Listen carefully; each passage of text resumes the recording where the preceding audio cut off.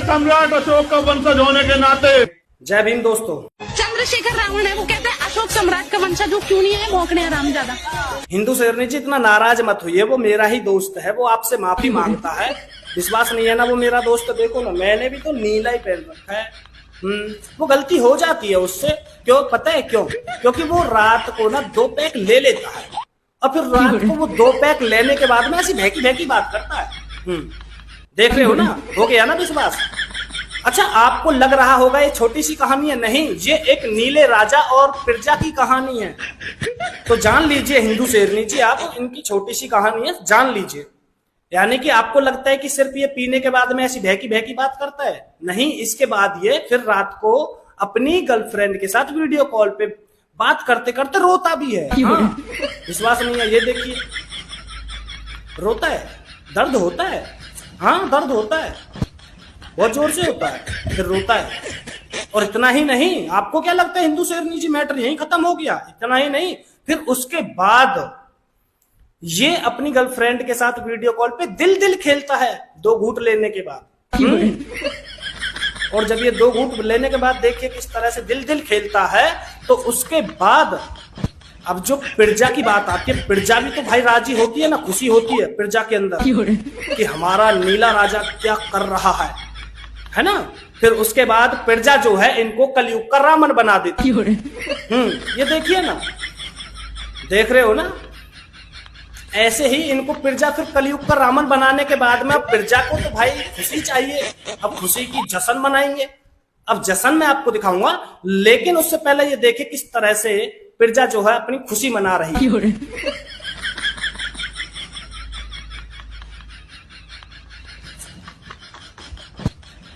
आप नाराज बहुत जल्दी हो जाती है हिंदू शेरनी जी, नाराज मत हुआ करो। और सिर्फ इतना ही नहीं, आगे भी है कहानी, रुको रुको रुको। फिर लड़कियां कहां पीछे रहने वाली हैं, फिर लड़कियां भी तो खुशी मनाती है ना, क्योंकि जब कलयुग का रावण बन जाता है तो खुशी तो मनानी पड़ेगी। ये देखिए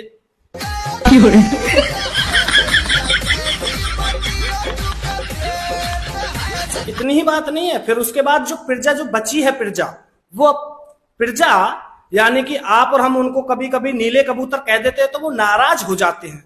तो चलिए, इसलिए हम नहीं कहेंगे, वो खुद ही बता देंगे, सुनिए। हम नीले कबूतर ये भाई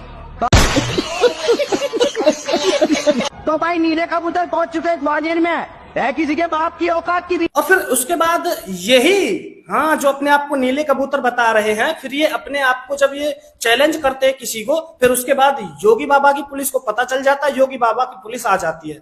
और बात यहीं खत्म नहीं हुई है हिंदू शेरनी जी, अभी सुनिए, बात यहीं खत्म नहीं हुई। यानी कि फिर पुलिस भी तो आती है, और पुलिस किस तरह आती है देख लीजिए।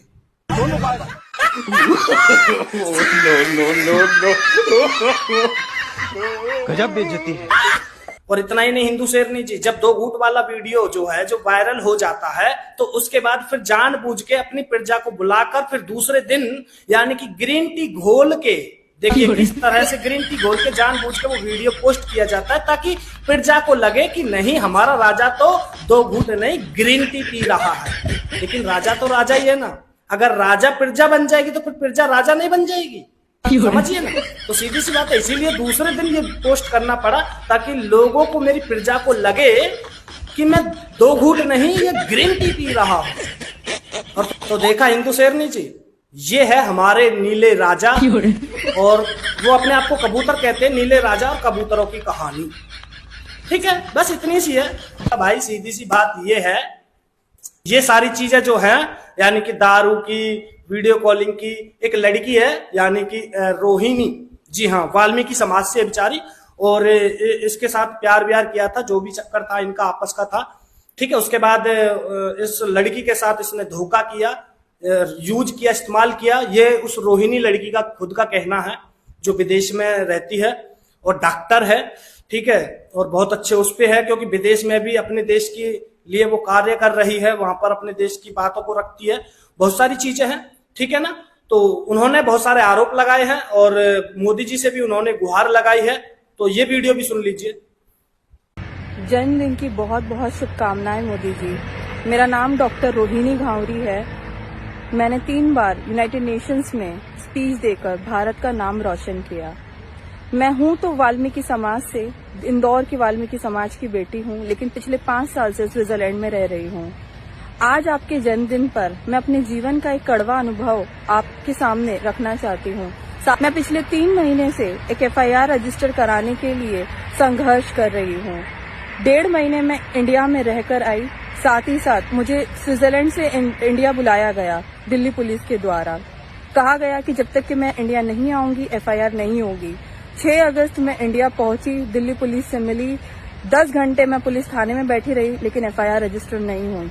फिर दूसरी बार फिर वहीं पर से इंदौर से दिल्ली बुलाया गया। मैं अपने पिताजी को लेकर बार बार दिल्ली पुलिस की चौखट पर बैठी रही, लेकिन FIR रजिस्टर नहीं हुई। इसकी वजह है एक गंदी राजनीति।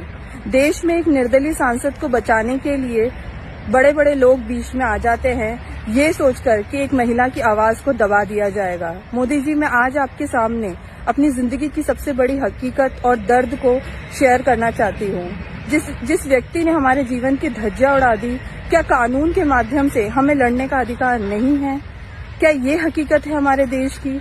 मैं यहाँ पर यूनाइटेड नेशंस के सेशंस अटेंड करती हूँ। क्या दुनिया को मैं अपने देश की ये हकीकत बताऊं कि महिलाओं की आवाज को इस तरह से दबाया जाता है?